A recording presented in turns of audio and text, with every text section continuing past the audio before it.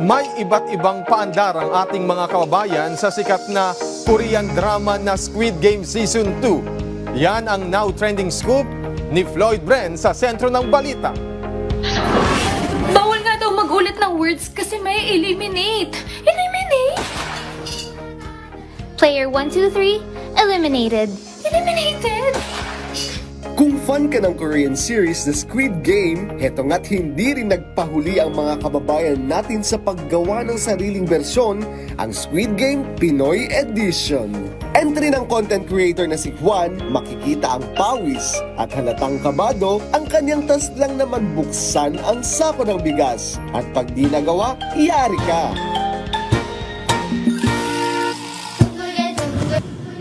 Ang entry naman ng P-pop star na SB19 na si Justin, tanggalin ang buhol ng earphones. Next in line naman, entry naman ang hotdog challenge na kailangan paghiwa-hiwalayin ang fresh from the freezer na hotdog in 30 seconds. Ito namang si Chris, ang kanyang task, bilangin ang butas ng skyflakes.